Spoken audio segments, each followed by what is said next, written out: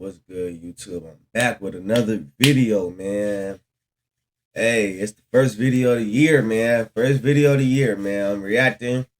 I'm gonna start posting videos for y'all, man, because I need to blow up today. But till then, make sure you like, comment, subscribe. All right, bet. Yeah, cops have no idea. Yeah, murder shit. Yeah, that's kind of crazy. I ain't gonna lie. Let's see what's to it though. He was in a hurry, and because I guess it was raining, he wanted to get this under cover. So you weren't here when Dylan came down here? He's a friend of mine. Sure. You don't get rid of friends.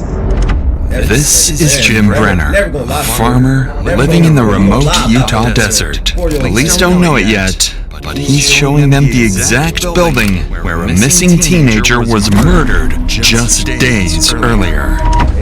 19-year-old Dylan Rounds had left his family to go work on his farm, but after being spotted buying supplies at a local shop, he would vanish without a trace. Strangely, no one in the small, quiet town seemed surprised. Apparently, this was not uncommon. I told that kid to stay the hell out of Montello. That whole town, it just hits him. What that mean? Hold on. You telling me to stay out of the town? Who the fuck you is? What? Crazy place. Some other guy pointed a gun in my freaking face. As days stretched into weeks, detectives chased a mounting list of suspects.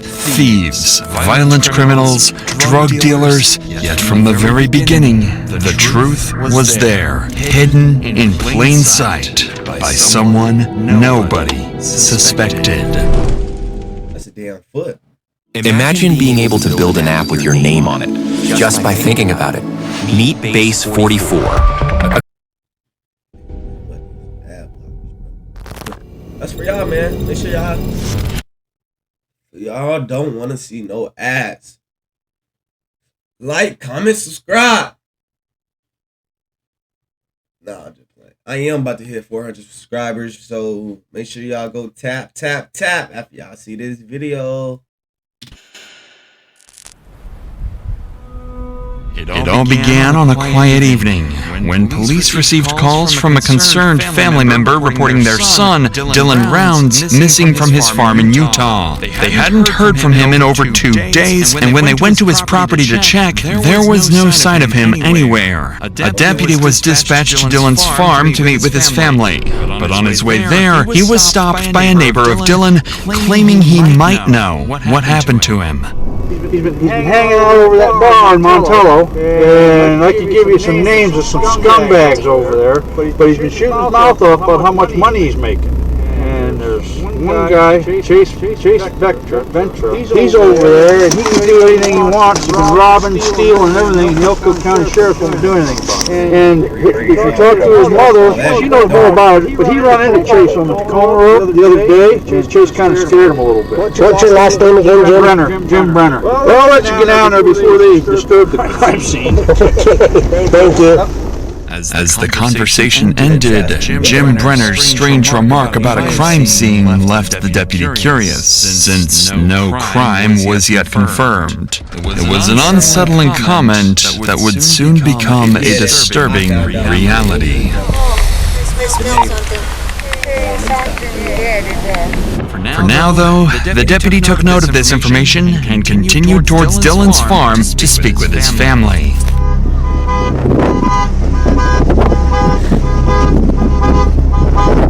No guns in there. No guns in there? Like you said, he has a 40 that he puts in the door or the side.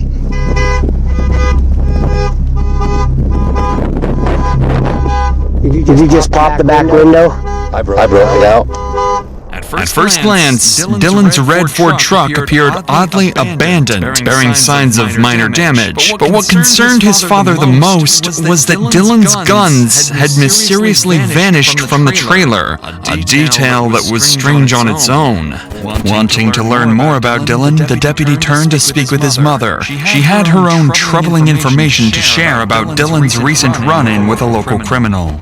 What does he find out there? So. What is your farm for? Grain or grain? Yeah. James stopped me when you guys were around me. Was talking to me. He said that you knew something about a run-in he had with a guy named Chase. Yeah, on Wednesday, but they told me that's normal, so. I know a lot of the people he named from Montello are not good people. I only know of them from what people say. Dylan's mother confirmed her son had in fact encountered Chase Venstra recently, the same person Dylan's neighbor had earlier described as a local thief and criminal. Given what the deputy learned so far, it seemed like Dylan might have unknowingly placed himself in danger. At just 19, he purchased 640 acres of land with his grandfather for an estimated $200,000 to $300,000 and built a reputation for his ambitious dreams of running a huge farm. But according to his neighbor, Dylan's confidence may have made him a target, as he often frequented rough local bars and talked openly about his financial success. That's what happened. Hey man, don't tell people how much money you have. Like, why? Like, don't even tell. Like, if you hit the fucking lotto, don't even put your face on the picture they want to take you to put it on a billboard. Ask for a mask, man. Just know, man, they'll try to rob you any day. Watch who you call your homie. Rehashing some more details with Dylan's parents, the neighbor, Jim Brainer, and his close friend, Donald Haley, arrived to help. Both men knew Dylan well. Jim was living in a trailer near Dylan's farm and occasionally helped him with chores. And Donald was a longtime friend of the family and a supportive mentor to Dylan's farming ambitions. But unbeknownst to everyone at the time, both men knew something more about Dylan's disappearance, something they weren't ready to share yet. I did get to. Okay. Last location was 15.4 miles from the boat line tower, which puts him on this back road. So I want would that hit him walking? Okay, that's I know my son, and that's the shortest route to his camp. If he walked, if he walked to it, cut across this field. But that's his closest cell phone, Pete. Not in town, it's up here. Off of that road, the back road into the compound. Then we go down to ours. Yeah. What time was that? Does it tell you? That was at 14:58. So right after. So just before 3 o'clock. Right after you left. So he must have pulled in right behind you, dropped off the grain truck, and I'm telling you, I bet you he took off walking. How do you get to that road from? So we don't have to go all the way back to the same pond and over. No, I guess okay. Following this lead, they quickly headed to the shed area to investigate. That's when they discovered the first troubling sign of foul play. Dylan's boots were found stained with blood, discarded about 100 yards south of the shed. The deputy immediately secured the boots to send them off for DNA testing and called another deputy to help search the shed and the surrounding property. However, they had no way of knowing that the biggest clue they were looking for was submerged 20 feet deep in a pond nearby. There's just some boots out there that we've only been out there for a day or two. You didn't see anybody else around here? I left here about 1:30 over dawn. Yeah, I was there until about 9 o'clock at night. When I come back, that truck was here. It's just one thing after another. Yeah, but he's a friend of mine. Sure. You don't get rid of friends. Those two boots out there, they're brand new. They've only been out there. They're the same color leather as your boots. And they're the same ones he wears, so we're just curious of why his boots would be out there. Same size he wears, they've only been out there probably for a day or two. He might have threw them out. Yeah, maybe he did. Does he know that's a dump out there? He does? He's got electronics and shit in there. Maybe. Like I say, he was here. He had to have been here. Why the fuck he on the same truck here? Yeah. That makes sense. Based on Jim Brenner's timeline, whatever happened to Dylan likely occurred between 1:30 p.m. and 9 o'clock p.m., the hours when Jim left the shed to visit his friend, Donald Haley. Police quickly verified Brenner's timeline with his friend Donald, who confirms that they had dinner together during that time. With Dylan's exact movements still unclear, deputies requested a helicopter to scout the area from above, looking for any trace of Dylan. So who owns this right here? That's the guy that he's a partner with. This is where he dropped the grain truck off. Where's this grain truck? It's back into that silver building there. So the big one. Yep. Do I go up higher, Mike, or you could, please? Do a nice high orbit. You can look at everything with a camera, and then we'll come back down and see if we see anything with her. After a full sweep of the surrounding area, no sign of Dylan or any indication of where he might have gone was found. That's crazy. What if you can create your own website by saying, this is what I want? With Wix, you can. Y'all don't want no more ads, man. Make sure you like, comment, subscribe. Thank you. And you, I do you.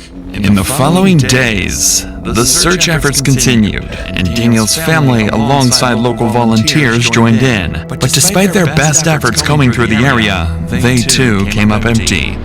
Attention soon turned to the local criminal Chase Venstra. Both Dylan's mother and his neighbor Jim mentioned a recent encounter between the two, making Chase one of the last people to see Dylan alive. Additionally, Chase already had a history of violent run-ins with the law, including a 10-hour armed standoff with police in 2016, and was well known in the area for all the wrong reasons. Luckily for police, Chase had an active warrant related to domestic violence. It was their perfect chance to bring him in for questioning. But when officers arrived at the house to arrest him, Chase was nowhere to be found, potentially already on the run from police.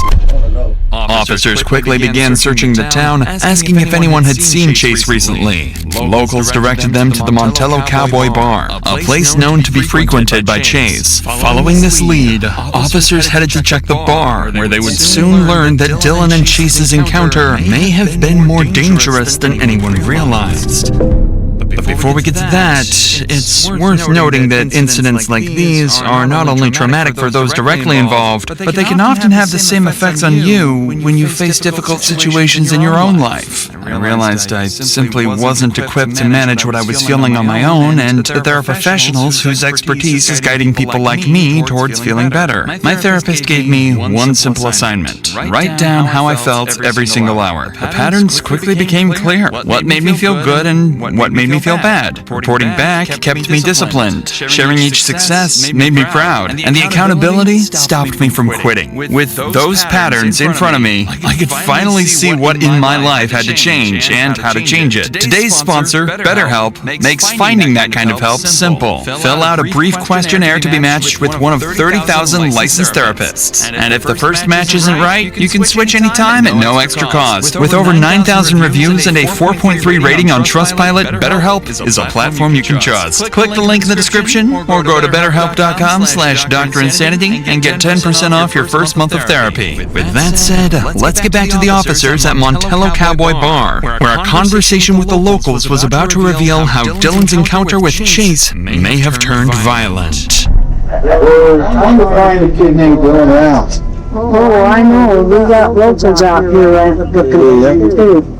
They went out that way because he was out to loose end. I was hearing Kurt say something about he had a conversation with that Chase kid. Yeah, that's who I'm looking for. Where do we find him? I'm kind of worried about it because if Dylan did walk back from where he left the grain truck and Chase got a hold of him at vulnerable, you know what I mean? Walking back, something bad could have happened because there was a bad injury with a kid just out here that got his face smashed in by the butt of a gun, and his whole camper shell was all bashed in and stuff. Where do we find Chase? Is he from here? Does he live here? Yeah, he does. He doesn't. He's from around here. This is where he hangs out. He's staying out here. Where was he staying at? Big thief in town, and so everybody was after him, and they finally told him to get the hell out of town and stay with Of course, he came back because he was just seen out here. The bar owner's recap only further implicated Chase Venstra, suggesting that a violent confrontation between Chase and Dylan was more likely than ever. But something else caught the officer's attention when one of the bar owners briefly mentioned another recent incident involving Chase. Sensing there might be more to this, the officer decided to pull her aside for a private conversation. At this point, police still considered Dylan's case a missing person, but what the bar owner detailed next next would soon shift this case to one of potential homicide. Why was Chase and him having an issue, do you know? So Kurt told me, and I was overhearing part of the conversation, saying that Dylan was just driving down the road and Chase stopped him. And said, hey, got some water. And he was like, hey, do you know Kurt? And I guess they got in an altercation about that because Chase was like, Kurt's an asshole, and Dylan was like, no, he's not. You know, he's a good guy. I work for, do work for him, blah, blah, blah. There was an altercation. Then he went on his way. And I believe, if I'm not mistaken the conversation, that was the same day that he drove the grainer over to wherever and then whoever was there couldn't give him a ride back, so he possibly walked. That's all I know about the conversation. How does the kid getting hit with a butt of a gun, does that figure into this at all? I think it does. I think there's some, because now we're talking violence. So his kid let his property go. He stopped making payments on his property because he's so scared. But he woke up to the butting of a gun into his face. They smashed his camper. I don't know, 30s. Has a family, has kids. He's out here, bought land out here, so we're trying to homestead. He's not out here. No, we won't. Imagine. No, he left his property go, he's gone. With this troubling insight, it became clear that Chase Ventura was fully capable of extreme violence. If he attacked someone else recently, he easily could have done the same to Dylan. But what no one had realized yet was that police were looking in the wrong direction the whole time, while someone far more dangerous and guilty was hiding right under their noses. Wait, what? The next day, while the search for Chase continued, Dylan's family reached out to police. They were conducting their own investigation and wanted to share new information they'd uncovered. Information suggesting Chase may not have acted alone. So this is the family. Yes. Okay. So tell me again what you have suspicion to believe right now. So on 525 is when Dylan ran into Chase with the desert and called me right after. He had no shoes on. Dylan wouldn't let him take his phone or give him a ride, but he did allow him to call his dad on speakerphone in Ogden, Utah. Okay. Dylan allowed Chase to, and then he gave him some coke and then his dad called Dylan back, and Dylan sent the pin from his phone to where Chase was. Okay. So then we fast forward to 528, which was Saturday. Dylan was heard from in the morning. He talked to his grandma, and he was going to take the grain truck to the shed to put it in shelter because it was raining. Okay. So at this point, we assumed he was walking back across the desert to his camper because he didn't have a ride. Yeah. Okay. Is that how Loose end. Yeah. Okay. So then 529, they continued to look for him. 530, we all got here to Dylan's last known location, and filed the police report. Hey, for all y'all niggas out there, all y'all men out there, man, love y'all mama. Love y'all mama. Cause your mama's gonna be doing this shit like this. She gonna be doing this. Looking for your dumb ass. Well, not your dumb ass, but looking for you. You know? So always love your mama. Cause like, look, this is a great mama. She's not quitting to find her son. That's great. Love that.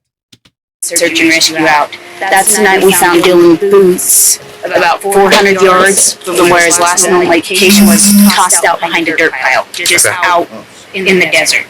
So then today we kept... Hold on, Chad. I'll be right back. Hold on.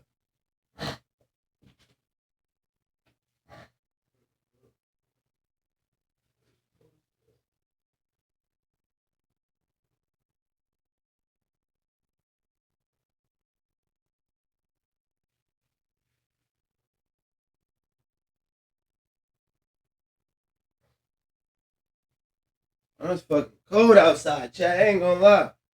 Damn. I put a damn hoodie on. Ain't summer no more, y'all. Damn it. God damn it, man. Damn it.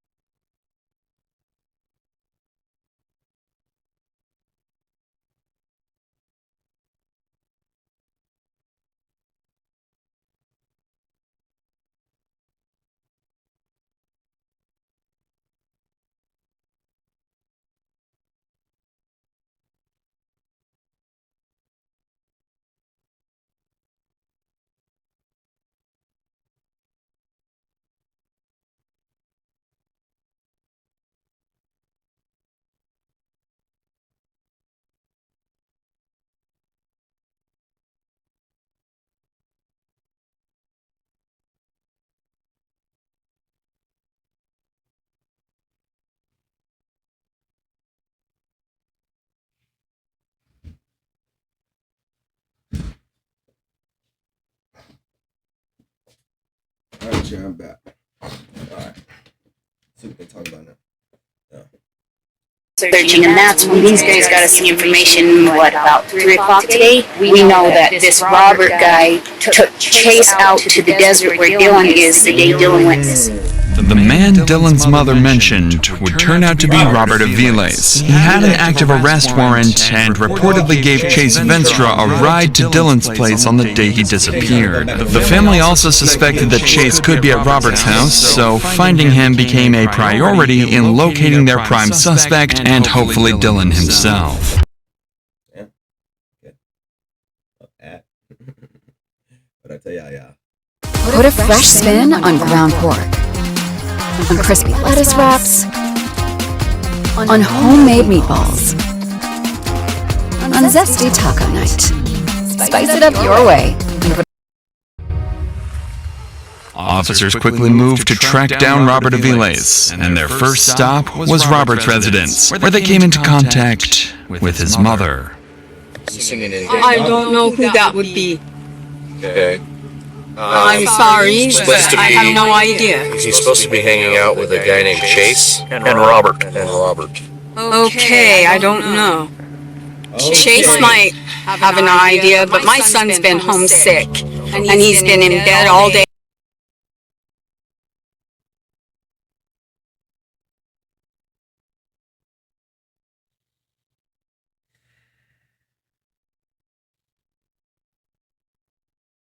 Just clap it up for her. We're just gonna clap it up for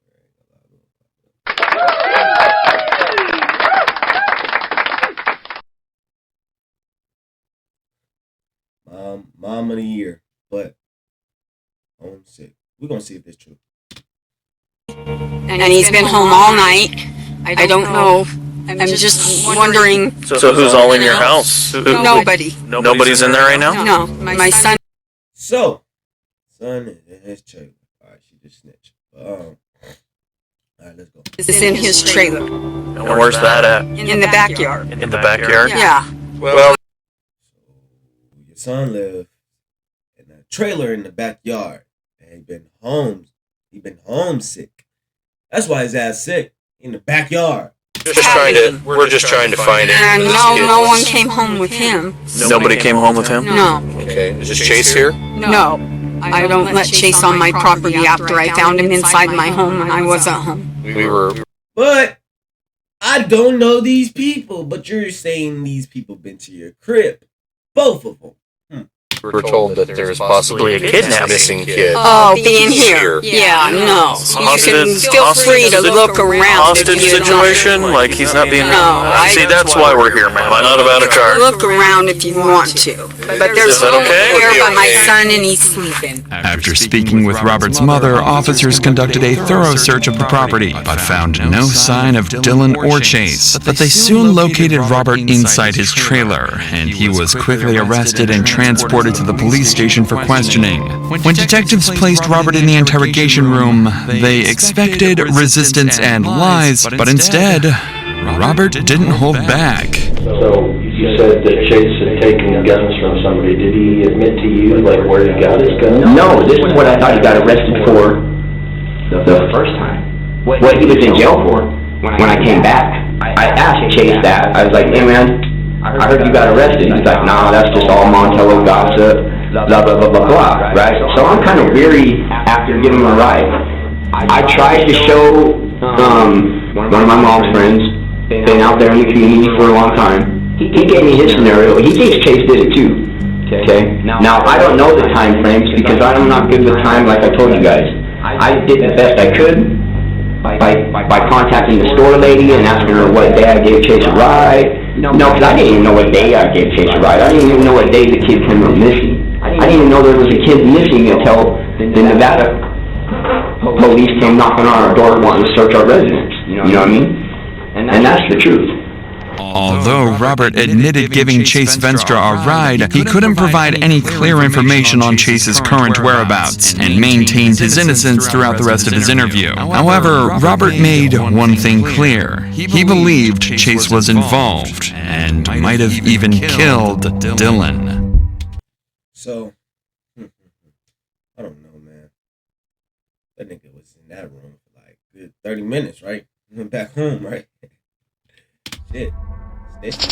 Chasing out here, boy. The following night, something strange happened at Dylan's trailer in the loosened desert. It seemed someone had quietly returned and tampered with items inside. An officer was quickly sent out to photograph and document the scene, accompanied by Dylan's father, who'd share more details about the troubling discovery. Okay, the shotgun is in a house in Rigby. Okay, that is my grandfather's that I bought, and he has a room up there, and that was the 40.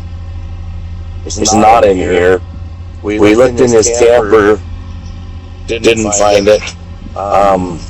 No key fob for the truck, so when I broke the window, the alarm went off, we undid the battery. No key fob. We looked in his camper and all the cupboards and stuff, looked in the bathroom, nothing. My mother came here, she has retinal arthritis, my sister was here, we're all out searching. She used the bathroom, Dylan had flushed it, this in here is really nasty. So my sister went in and cleaned it, still no gun. Later my son and JD came in and the gun was sitting on a sink. It's outside of the bathroom, but right by the bathroom door where the toilet and the shower is the sink, but it's not in the bathroom. The gun was sitting right there with the clip outside of it. Okay. So my son and JD didn't think much of it. They grabbed the gun, put it in my truck. I didn't think much of it. Oh, they found the gun. I don't know. Then we started realizing that it wasn't there when my sister cleaned the bathroom for my mom to use and all that, and it was there.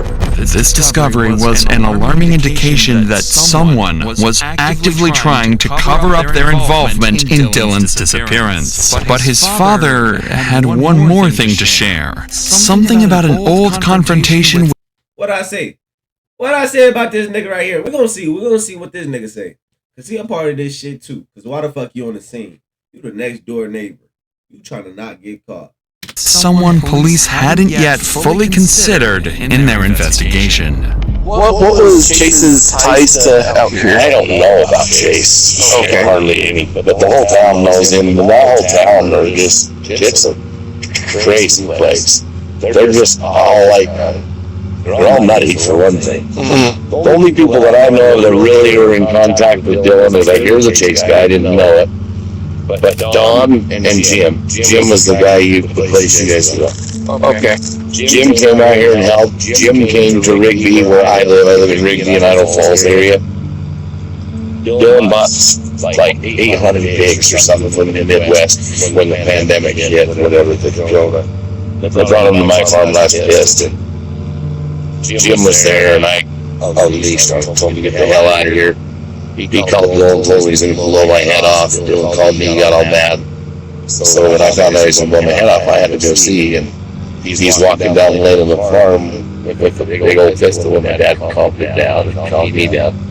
Then he came back this winter to my shop to work on that seed truck. Fine, everything was fine, and I realized it's still a friend. I'm not going to worry about this, you know what I mean? I got to bend ties with this stuff. According to Dylan's father, there were no further escalations after his confrontation with Jim Brainerd at the time. At this point, no one had any real reason to suspect Jim Brainerd or Donald Hately. After all, they'd been actively helping. Who had? Hold up, let me go back. To suspect Jim Brainerd or Donald Hately. Flip.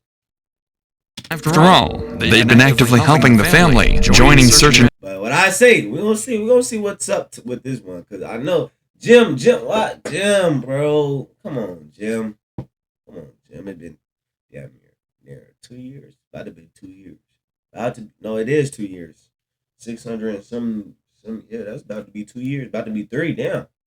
Sad. Rescue efforts and fully cooperating with police. However, the confrontation described by Dylan's father was serious enough for the officer to take note of it. After leaving the scene, he passed this information to detectives, prompting a deeper look into Jim Brenner's past, and what detectives uncovered wasn't entirely unexpected.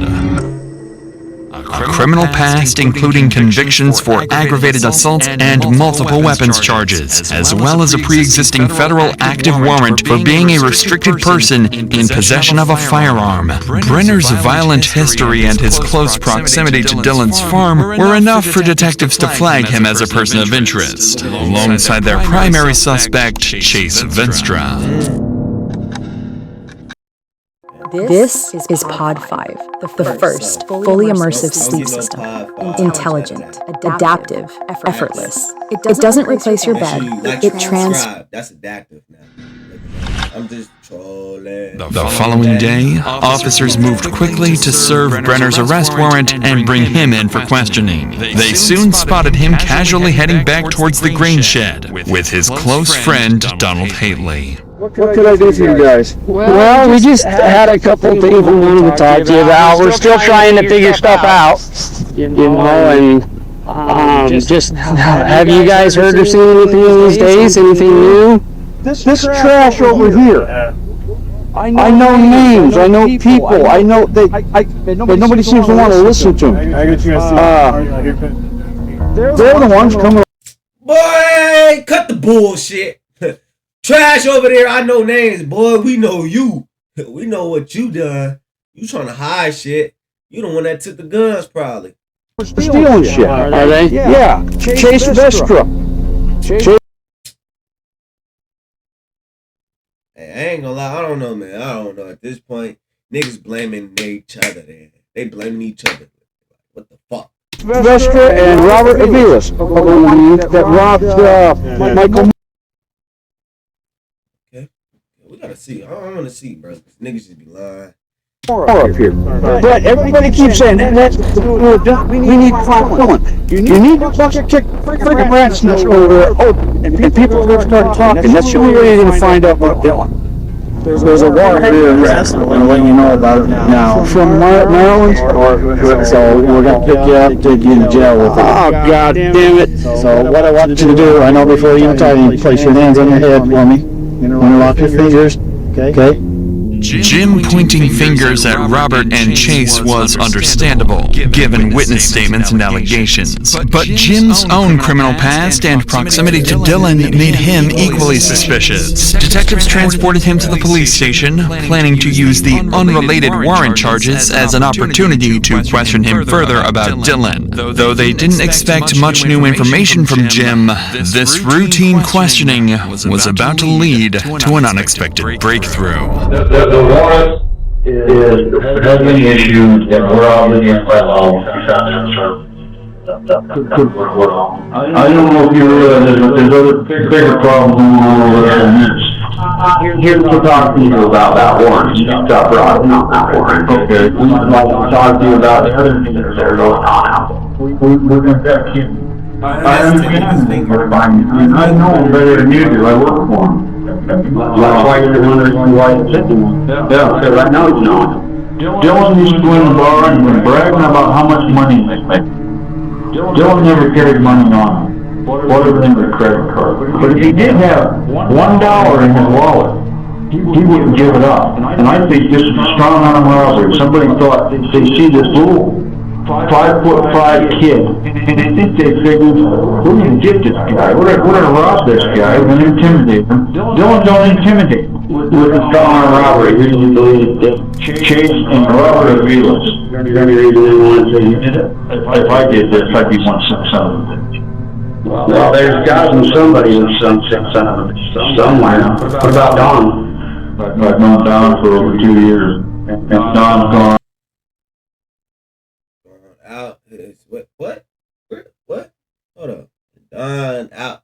Well, hold on. We're held Dylan just like I am. As expected, Jim Brainer's statements remained mostly consistent, and he appeared genuinely convinced Chase Venstra and Robert Avilas had something to do with Dylan's disappearance. But Brainer had more details to share. Details about Dylan himself and the dangerous individuals he was attracting. Number one, Robert Lee just did 10 years in prison for strong arm robbery. Lo and behold, about 3 weeks ago, a fellow from Salt Lake that bought 10 acres of land over in Montello Two guys went into his trailer, beat him up with a pistol, whipped him, robbed him, took his cell phone, and made it so the vehicle wouldn't run. He had to walk into town to call the police. There's a lot of shit going on in Montello. Is he the one that they talk about being pistol whipped with a better gun? Is that the one? Is that something? I didn't see it. Brenner would go on to mention several other people, mostly convicted criminals from the area who could have had strong motives to rob or even kill Dylan. Clearly, he wasn't exactly narrowing things down for detectives, but at least he appeared fully cooperative. However, in just moments, Brenner would let something slip, something that would unintentionally place him right at the center of the suspect pool. Dylan, the shy kid. His world revolves around tractors, farming. I mean, he had a couple guns that his dad gave him, and he had a shotgun that we found that's up in Rigby. But he always carried that in the back seat. And the pistol he had, they found that, and he was afraid to keep that loaded. He used to keep the gun in the console and keep a loaded magazine. And I told him, I said, Dylan, you either need to learn how to use that thing or put it somewhere. That's going to get you killed. Hold up. All right, they found the gun. They found the gun with the clip out. Found the gun with the clip out, right? Okay. He talked about he was scared to keep the gun loaded. Bullshit. Fuck you having the gun for? I like to keep it loaded, but you got the shotgun loaded. Don't make sense. And a little late for that. I was telling his dad that too. Needless to say, Jim's choice of words wasn't ideal, and this wasn't the first time his statements had raised eyebrows, as he previously made a similar remark when Dylan first went missing, speaking about him as if he was already dead. Although several days had passed and the possibility of foul play was growing, detectives still found his comments odd. But with the rest of Brenner's interview yielding nothing new, investigators booked him into jail on his unrelated firearm possession warrant, giving them time to further investigate any possible involvement. Damn. If you or a loved one were sexually abused at these Illinois youth facilities or treatment centers, you may qualify for... I don't know. Shortly after Jim Brenner was taken into custody, officers finally located Chase Venstra and arrested him on his unrelated warrant out of Montana. Detectives wasted no time bringing him in for questioning, but in this first interview, Chase flatly denied any involvement, insisting locals were spreading false rumors to frame him. With no hard evidence, investigators booked him into jail, but with a strategy in mind. They placed him in a cell directly above Jim Brenner, quietly hoping they would interact, and at one point, one of them might talk or slip up. Pretty quickly, this tactic paid off when Chase reached out to detectives for another interview, claiming he knew exactly what happened to Dylan and could solve the entire case. I talked to you. Candace called you. She actually didn't call me. Ross called me and said that you were looking to talk about with him, talk about Brenner. Was it Brenner and just the case, basically, right? Yeah, they put me in there. I'm the cell above Brenner. I've gotten to talk to him. I've talked to other cellmates. I know a lot. Okay. I know a lot. I can put this thing to bed a lot. With him, I talked to you. Candace called you. Oh, it's Chase? Just the case, basically, right? Yeah, they put me in there. I'm the cell above Brenner. Okay. I've gotten to talk to him. I've talked to other cellmates. I know a lot. Okay. I know a lot. I can put this thing to bed for you. Well, I mean, honestly, to be straightforward with you, I can't do anything about the charges. Me myself, right? They got to be federal, right? No, they're state. So I didn't even know that there were any. So I want them charges dropped. I'll solve this case for you. I'm not able to do it. So I just came and talked to you to see if you had something you wanted to tell me. I've got everything to tell you, but when I'm out of these chains and in my clothes... Well, and that's what I'm saying. I can't make that kind of deal with you, so... That's fine if you don't want to. That's what I want. That's fine. I just want to be left alone. But we got an ultrasound on my new baby tomorrow. I want to go be there with her. This is her first baby. I'm applying for a job with the state out there. I hope you get it. I'm done with this thing. I've been dragged through the mud with this thing with Dylan. I know how it happened, where it happened, when I know what was used, where it was at. Where was that? Okay. So I put this whole thing together for you guys. Well, okay. And I hate to. I wish you could, but there's not anything I can offer you. Yeah, I hate to be that way with you, but I've got to look out for me. Unfortunately for detectives, their strategy backfired. Now Chase wanted to bargain his freedom in exchange for information he claimed to have. But investigators had little reason to trust Chase, and without an agreement to drop his gun charges, the interview ended without providing any new leads. On June 28th, exactly a month since Dylan went missing, police were called out after a witness reported finding something suspicious in the desert. A burial site with clear signs of something dead inside.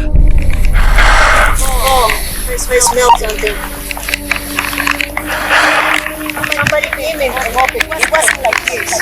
This wasn't here either. Oh. Okay, go ahead and step away. Something dead in there. Yeah. He killed it, poor baby. He killed it. Yeah, so this is the only one that you found, huh? Okay. It wasn't like this yesterday, though. Okay. Somebody came and opened it.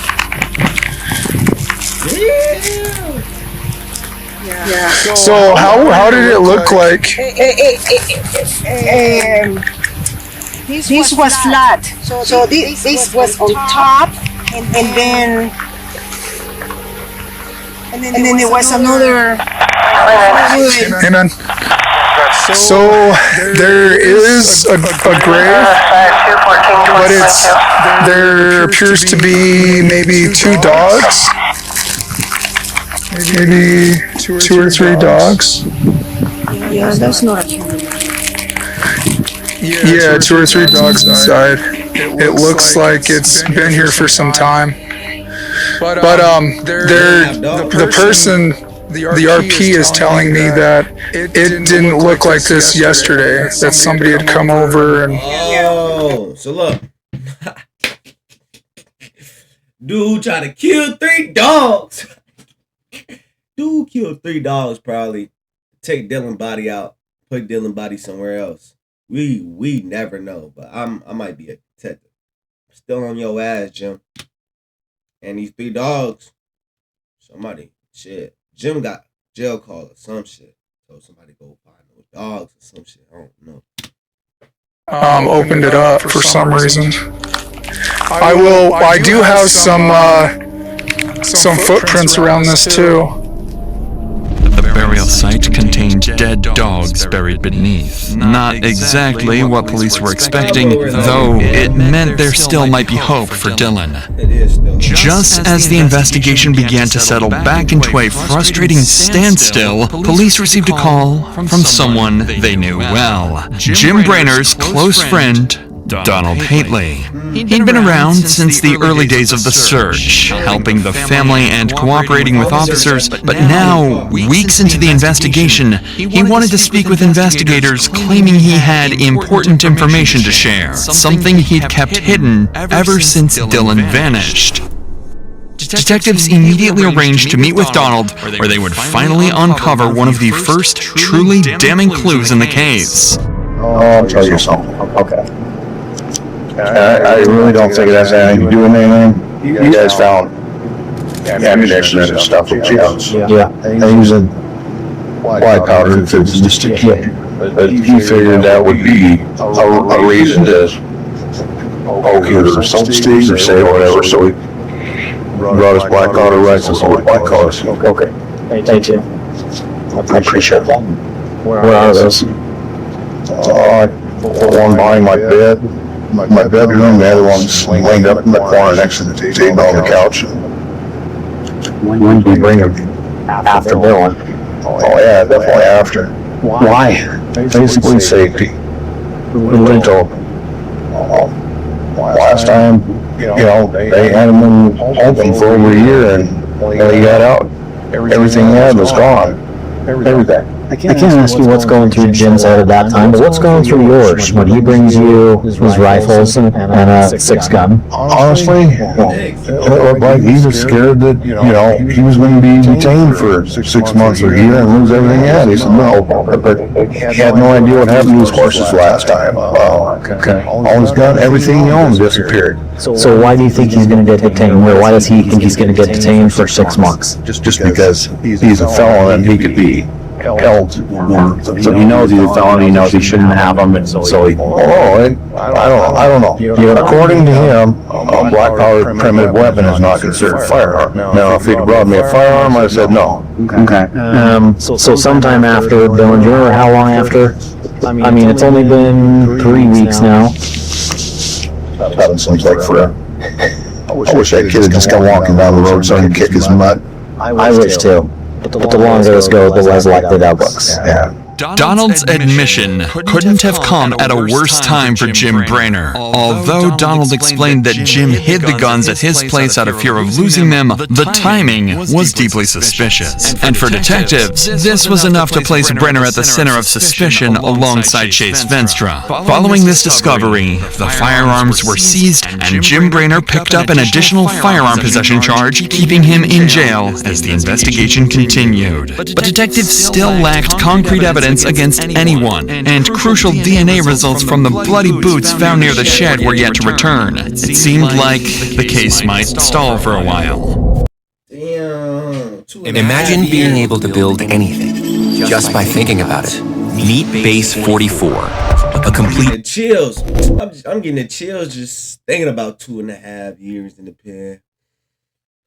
I did this shit, damn.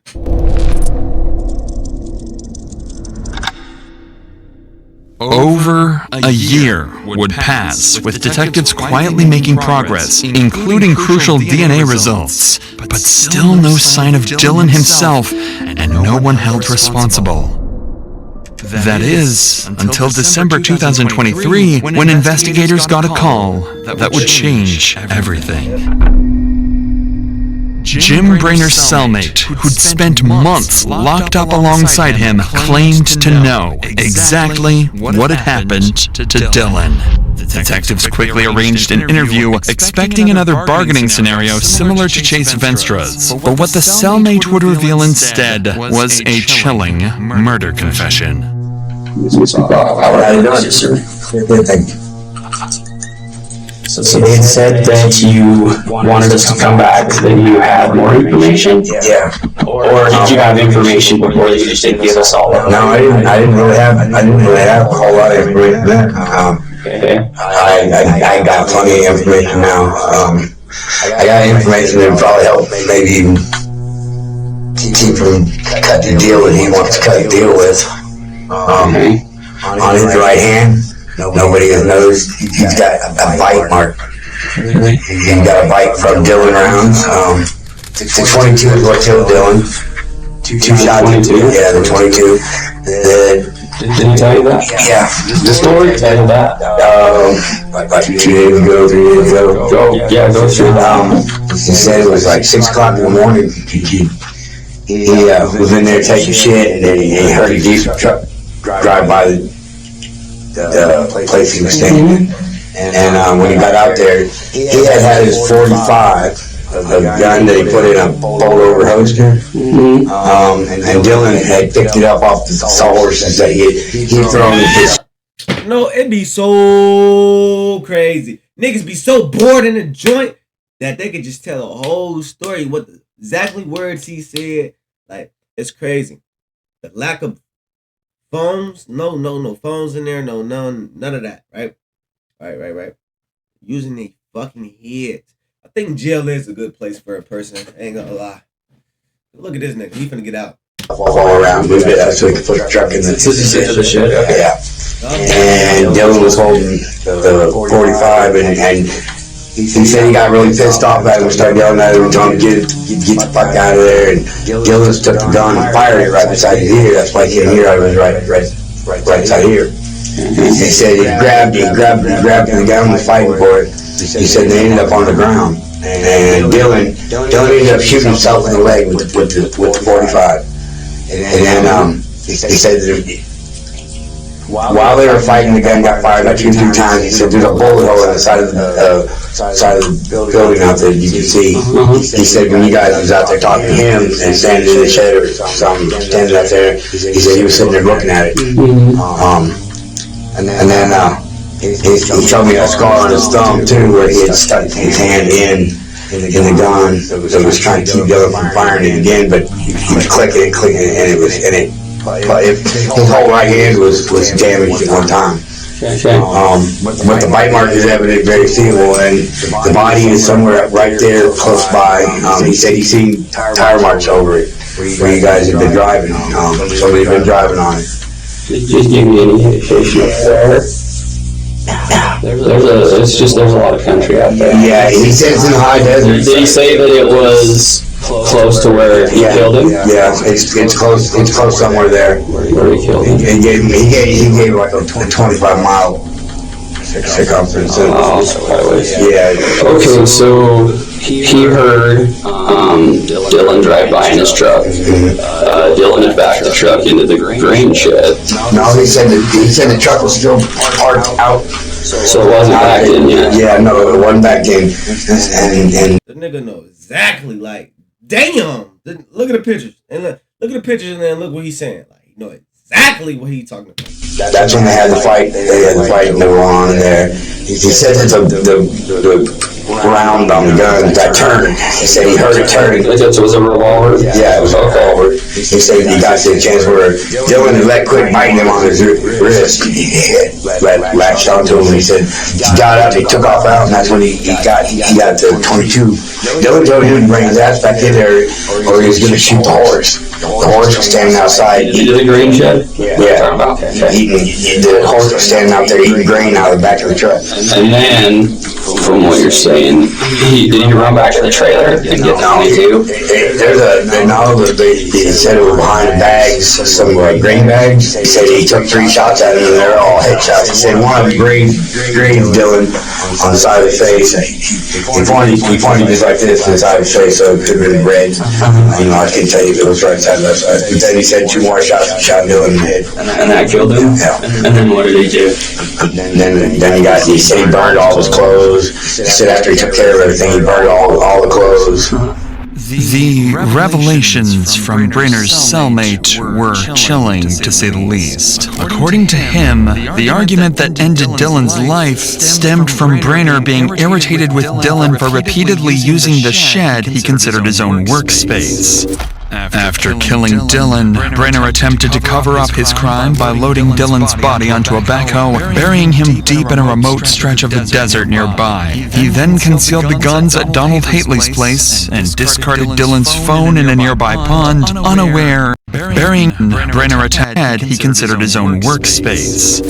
With Dylan, the argument that ended Dylan's life stemmed from Brainer being irritated with Dylan for repeatedly using the shed he considered his own workspace.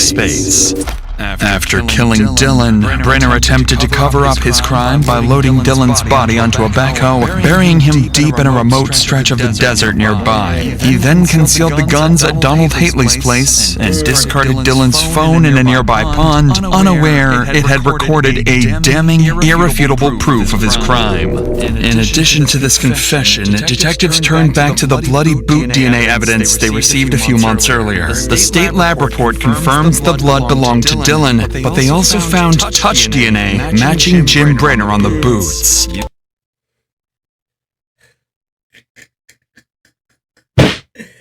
What the fuck, Jim? Using this evidence, investigators then secured a search warrant for Brainer's phone, and by analyzing its data, they confirmed his device had traveled toward a nearby pond the day Dylan vanished. After searching the pond, they retrieved Dylan's phone containing crucial evidence, a video clearly showing Jim Brainer in a blood-stained shirt cleaning a gun. At this point, there was no longer any doubt. Jim Brainer killed Dylan Rounds and had been hiding in plain sight all along. Damn! What the fuck I said was Jim ass. Despite the overwhelming evidence, Damn, Jim. Brenner still sought to negotiate. Prosecutors were preparing for an aggravated murder trial, but still lacked Dylan's body, so Brenner offered prosecutors a deal. He would reveal the location of Dylan's body in exchange for reduced charges. Oh my gosh. Hey, man, that's fucking crazy, bro. Because I knew it, bro. In the beginning, man, they said, why is Jim on the scene? Why is he on the scene? Please tell me why he's on the scene. I don't know why he's on the scene. Dumbass. Spring of 2024, Brenner guided law enforcement to Dylan's remains in the Lucin Desert. The burial site was several miles from the Green Shed property and was so well hidden that investigators had driven over the spot during earlier searches without noticing it. Inside the grave, they located Dylan's skeletal remains. Only bones and fragments of his clothing survived. On May 15th that same year, Brenner pled guilty to second-degree murder and 2 counts of firearm possession in exchange for dropping charges of desecrating remains and an unrelated aggravated assault case. On July 1st, Brenner was sentenced to 1 to 15 years for second-degree murder and 2 additional 1 to 15-year sentences for the firearms charges. Damn. Wait. Watch who you call your homie. Watch who you call your homie. Hey, man, say, man. You stay tuned watching this video. Make sure you like and comment, subscribe. Thank you for watching. That is crazy, bro. I ain't gonna lie. Watch who you call your homie because, man, what I just seen, I almost pray to God right there. Man, what the fuck, man? I ain't gonna lie. Thank you, man. Thank you, YouTube. Thank you, man.